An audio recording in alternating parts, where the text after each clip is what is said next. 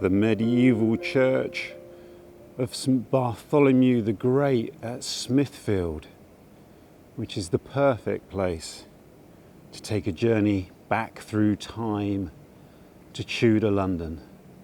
Yes, we're returning to pick up the trail of what remains of Tudor London, whether built fabric like this here, this magnificent priory church, or whether present still in the atmosphere of the city, latent beneath the streets. So yes, we're going to pick up the trail of the Tudor London walk that we did about a month ago using this magnificent map here, which I bought from the Charterhouse, which is the other side of Smithfield, also a medieval building that would have been here in 1520. And I'm really looking forward to this day. We're on the other side of the city here. The first Tudor walk we did was on the eastern edge of the city at the Tower of London. And this time we're going to the other edge of the city of London, the western edge. And we're going to pick up the fragments and the footprints of some of the grander, bigger buildings that would have marked the landscape here, some of the more significant buildings. And now, of course, at some point we're going to have to fill in the bit in between the two, which makes this a fascinating series to be embarking upon.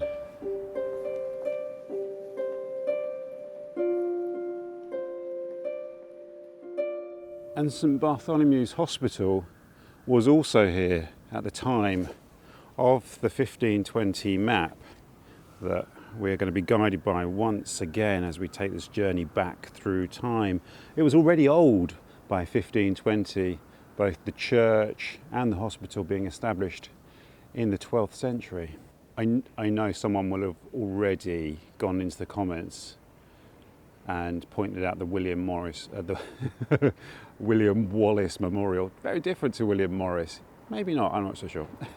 But that again is featured in at least 2 videos. And the chapel here, I think, or certainly parts of the chapel here at the hospital, would have been in existence at the time of 1520. This is also part of the old medieval hospital.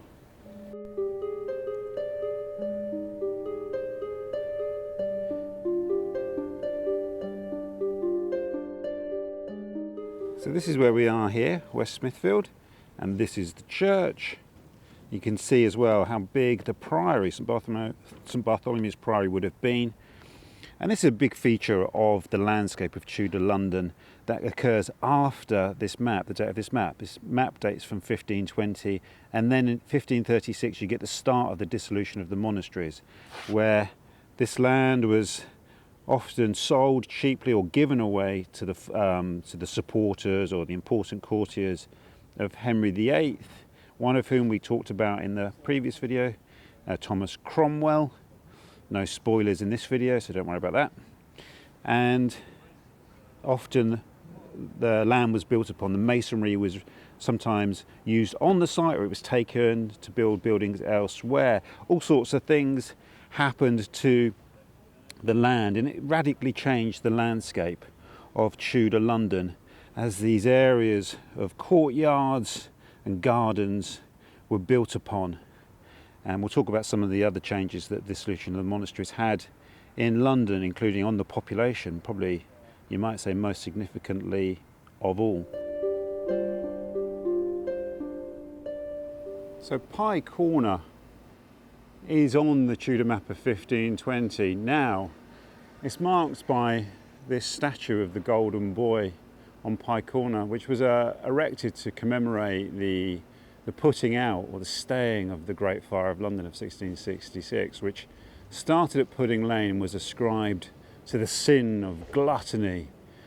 It was also a feature of a pub that stood on this site called the Fortune of War, where that was a particularly popular with the resurrectionists, the grave robbers that would sell bodies to surgeons and anatomists, and they would meet here. And the plaque on the wall tells us here there was a room where the benches around the walls where bodies were placed labelled with the snatchers' names, waiting till the surgeons at St Bartholomew's could run around the corner and appraise them. I tell one of the stories of one of those resurrectionists in my book, The Black Path. And beside Pye Corner we have Cock Lane, where marked on the map is the Abbot of Glastonbury's Inn. There are lots of videos on my channel which intersect with this walk and add more detail. So I will link to all of those below. I know many of you watch these videos on your TV or on your smart TV. So anything you're interested in, you can just search John Rogers and then whatever it is. Smithfield, for example, you go John Rogers Smithfield, or John Rogers St Sepulchre, which is where the vicar, John Rogers, the guy who was burnt at the stake, just up the road there. Just there, John Rogers was burnt at the stake. He was also associated with this church here. He was the vicar of this church up here at Newgate.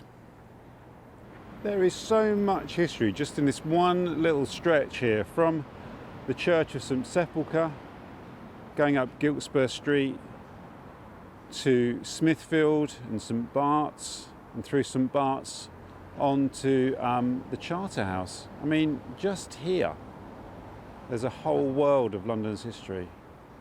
But we're looking for the site of Greyfriars, which you can see, look, it occupies an enormous tract of land just to the north of Newgate. Newgate is where my thumb is, was one of the Roman gates into the city of London. That was just up here. You can see the River Fleet. It's on the banks of the Fleet. Well, it's not quite on the banks of the Fleet, but that's just over there. We did a walk down that area there that showed one of the streams that led from here. And Greyfriars, I believe, is just along here to the left. But my attention actually is drawn by that plaque over there. I think we have to go and pick up every trace we can find, because the city's littered with them. They're everywhere. And it's a good job we did come across, because look, it's the site of Newgate, demolished in 1777. There's a wonderful some notes on the map about Tudor London, and I recounted a lot of that in the previous Tudor London video. But what it says is that the street plan of Tudor London was basically the street plan of Anglo-Saxon London. And in fact, actually, at this point here, we're walking along the route of the Roman wall as well. Newgate was one of the walls of the Roman city, and there's fragments of it just along the street here in the building, in the basement of the Bank of America building. Actually, I've never actually seen that part of the Roman wall. I just know it's there. Again, that's a video I can link to below. So you're walking through layers of time when you do these walks. I love it so much.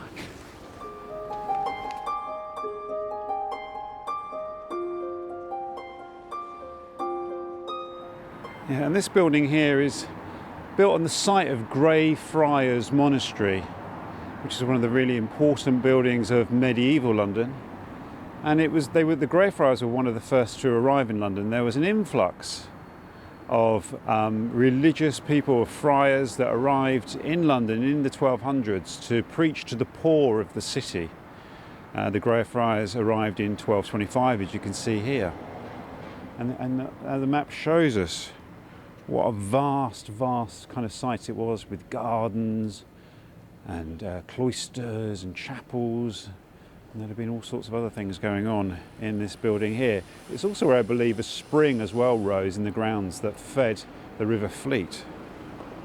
And you can see as well that Christ's Hospital was built here not long after the dissolution of the monasteries. The dissolution took place between about 1536 and 1541, and the hospital was built in 1552.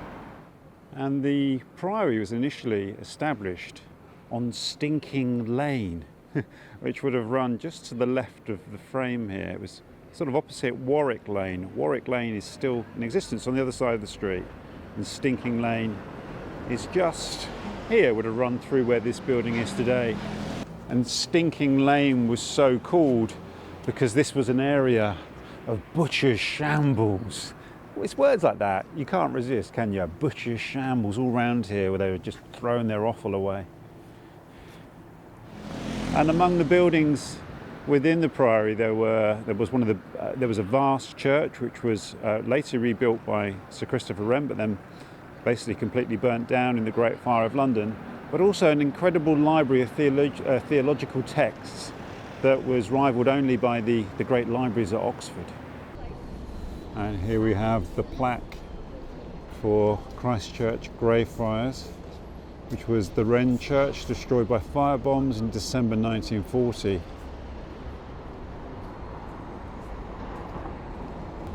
And we also have the name recorded here in Greyfriars Passage. This would have been on the site of the original Greyfriars Monastery. I love these little remnants of old London. Oh, so here we go, here's the information here. So the churchyard covers the site of the church of the Franciscan monastery, which stood here from around 1228.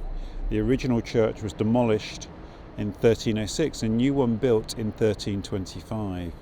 This stood until it was demolished by the Great Fire of London in 1666, and the church was rebuilt by Sir Christopher Wren between 1687 and 1707 on the site of the choir of the old building. The churchyard became an open space in 1872, and the church remained until it was gutted by bombs in December 1940. The tower of the Wren Church is still here. And I do love these kind of ghostly echoes of the former city that's here. We constantly move within the footprint of all that has gone before us. So this here is the site of the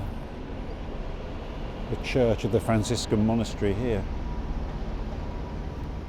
And some of this stone here in the grass, I guess, could date from the original monastic buildings here, the original church of the monastery.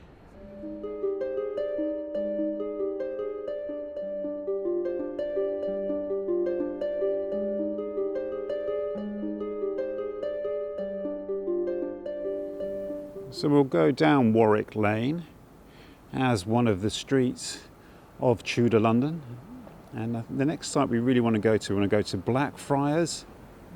Another fantastic blue plaque that tells us that this was the site of the Royal College of Physicians here. And this magnificent building here is Cutler's Hall, which is the hall of one of the city livery companies. It's not on the Tudor London map. The livery companies expanded during the Tudor region in terms of their Tudor reign, I should say, in terms of their footprint. The number of halls increased during the reign of Henry VIII, so I'm guessing they would have been based somewhere else. This is actually, there is a building on this site though called Warwick Inn, so I'm not sure what the relationship is between the Cutlers and Warwick Inn. And there is a great bit of history here on the railings outside, and look, it's a picture of Cutler's Hall, which is available for private hire, by the way, and it was established, they received their royal charter from Henry V in 1416, which is amazing. They're one of the most ancient city livery companies.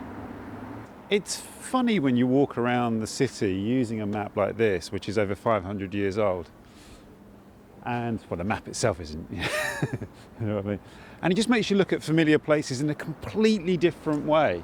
I've walked down this street so many times, and I've even looked at some of the buildings, but sometimes I was looking at buildings like that, which seems like a curious anomaly.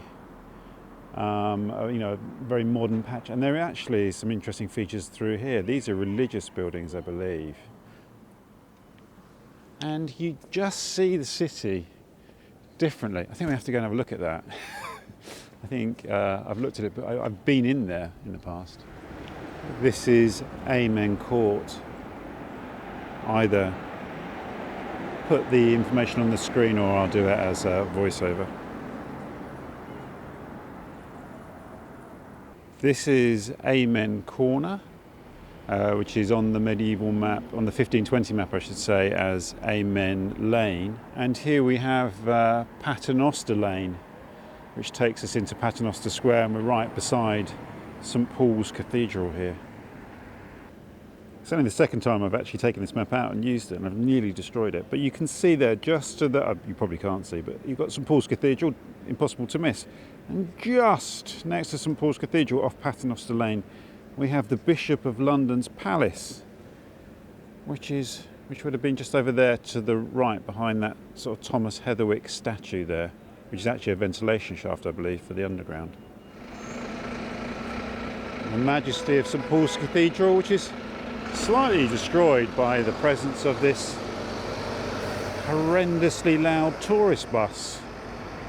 And there it is, St Paul's, believed to have been the site of King Lud's fort at the top of Ludgate Hill here. Not sure there's any archaeology or evidence to back that up, but it's a beautiful bit of mythology, isn't it? Ludgate here, the street leading down to, well, the Ludgate, near the banks of the River Fleet. We're going to go to the Wardrobe and we're going to end up Baynard's Castle. We're going down Creed Lane here towards a series of little lanes that run down to the Thames that really are the landscape of Tudor London. Carter Lane. The aesthetics of it are rather ruined by the scaffolding there with that plastic sheeting wrapped around it, but this is on the map, the 1520 map. And we're going to go to the Wardrobe. So we go down Wardrobe Place to the King's Wardrobe. Go down through here. I mean, I have been down here for a video before, but I don't think you can come down here enough. Look. Isn't it remarkable? I mean, these buildings are, I would say the oldest ones would be Georgian, right? So there's nothing here from the time of the King's Wardrobe. I remember it used to confuse me slightly why there would be a whole area called King's Wardrobe. But then you watch Wolf Hall and you understand. Look at the amount of clobber that Henry VIII used to pile onto himself to look huge and majestic. And you can see why. And also it would have been incredibly valuable. Those fabrics would have cost a fortune. And here's the blue plaque. It's the site of the King's Wardrobe, destroyed by the Great Fire of 1666. This is one of those great little hidden gems in London. So many tourists out and about around St Paul's and around Smithfield. Not a single soul down here. This is Burgon Street. I have to go down here. The Cockpit pub here on Island Yard.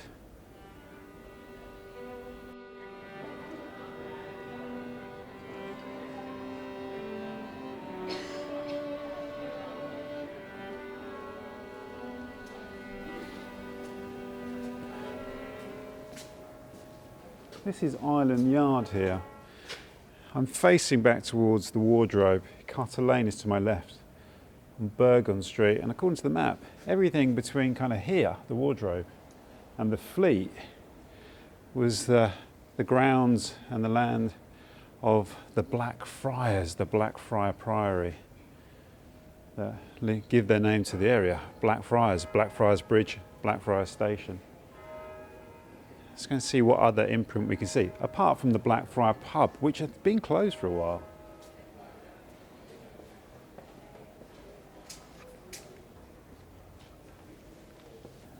Here we have Friar Street. Do you know what? I think this is a little fragment I've missed previously.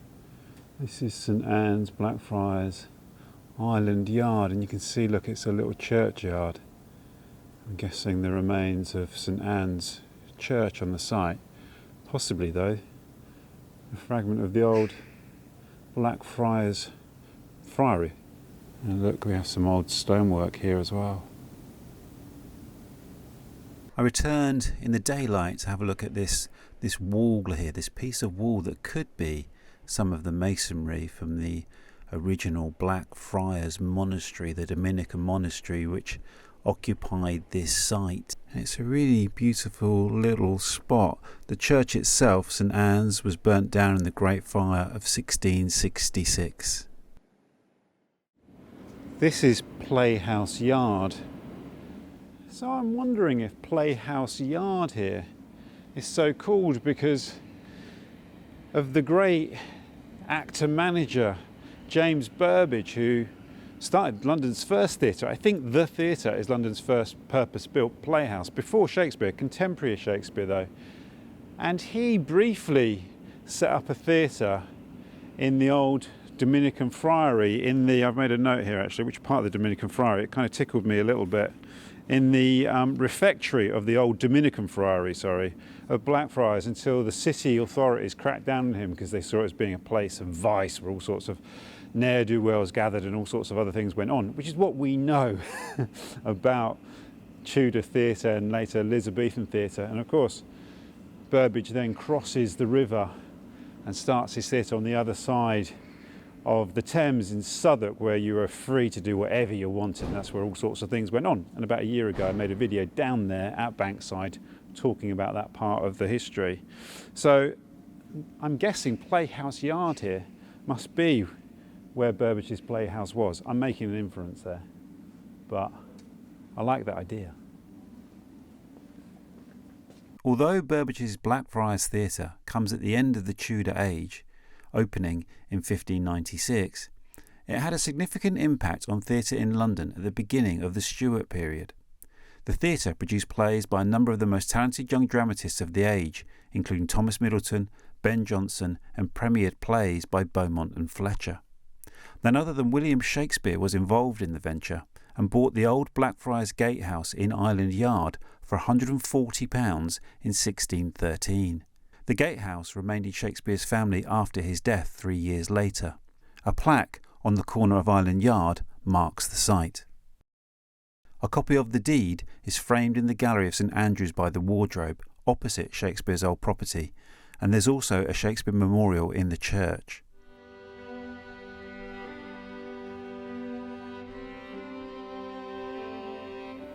This is a curious name for a street. It's called Church Entry, this little lane here, which I feel that I have to go up here, right? This is St Anne's Vestry Hall. Wow, I bet that's amazing. I'd really like to go in there. If you have a connection to St Anne's Vestry Hall and you can get me in, I'd love to have a look around. And there's another little garden here, which unfortunately is closed at the moment, but it does look like it does open at other times, probably during the week.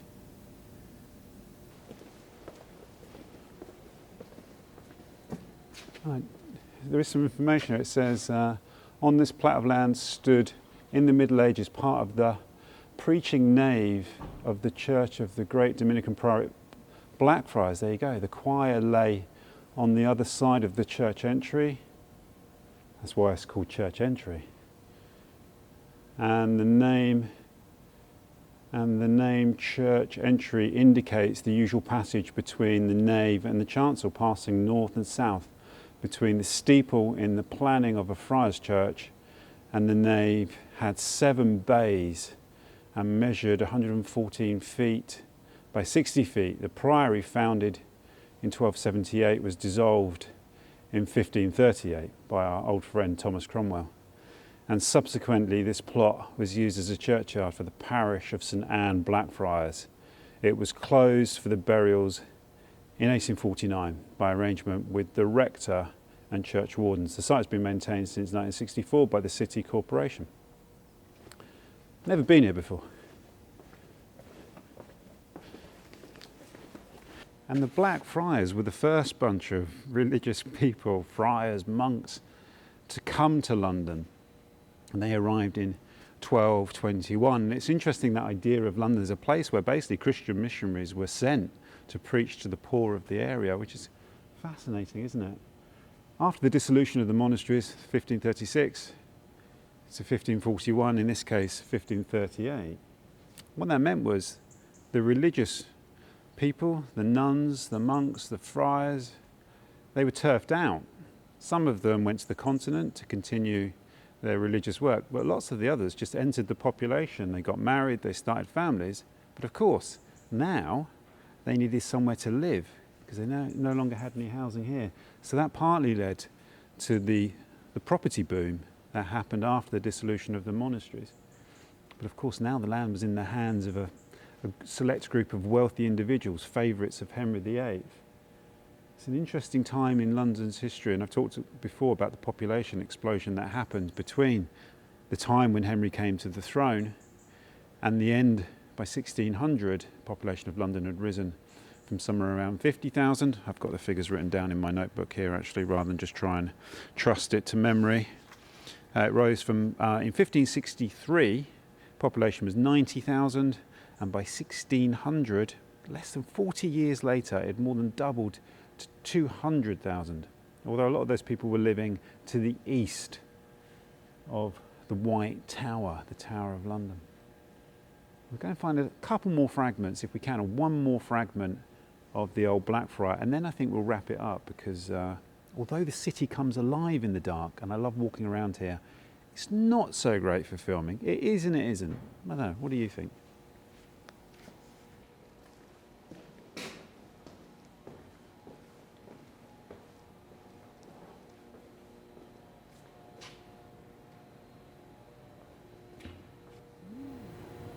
We're back out onto Carter Lane, still within the precincts of the Priory.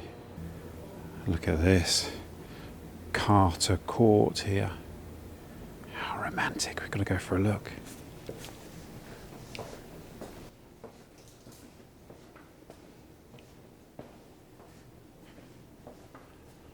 Oh, it is open.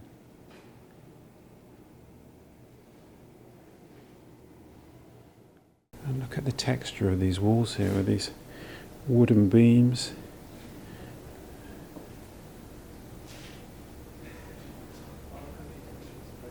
Here on the corner of Blackfriars Lane we have a plaque marking the site of the Priory of Blackfriars, founded in 1278. They moved here, they came to London in 1221 and moved over here. And they partly used some of the masonry from Montfichet's Tower, which is one of the fortifications that William the Conqueror had built around the edge of London in order to subdue the citizens of London, not to protect London from external threats, but to protect the Norman conquerors from the citizenry of London, which is interesting.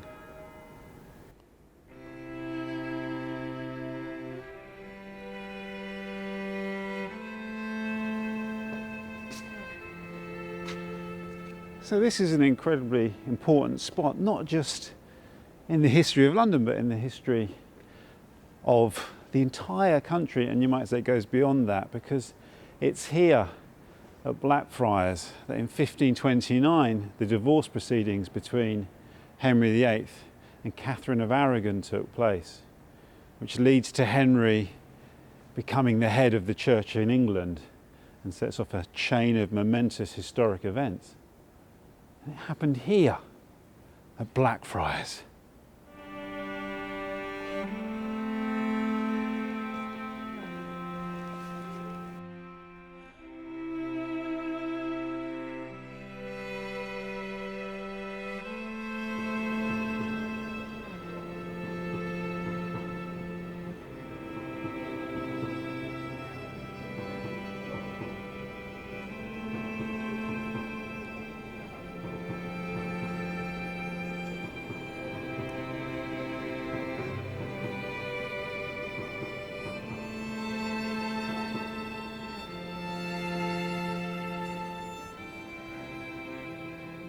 And here we have Apothecaries Hall, which I believe is another of the city livery companies.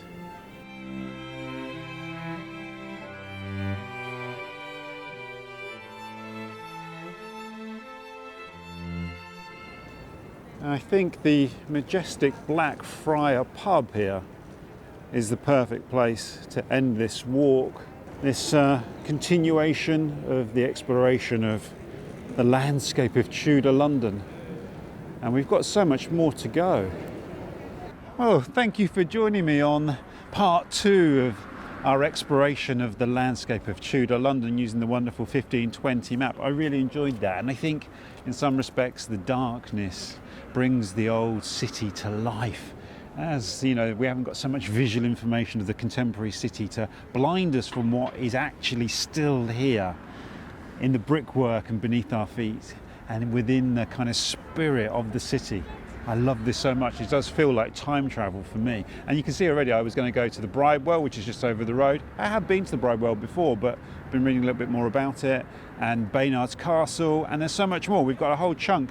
Really all we've done are the two edges of the city. We've got the whole bit in between to kind of fill in. There's so much more to explore. So maybe this is a series that will run throughout the year, and we'll do medieval London. We'll do some of the Restoration London as well. I think it'd be interesting. Norman London, Restoration London, that would be good. I've done quite a bit of Roman London as well.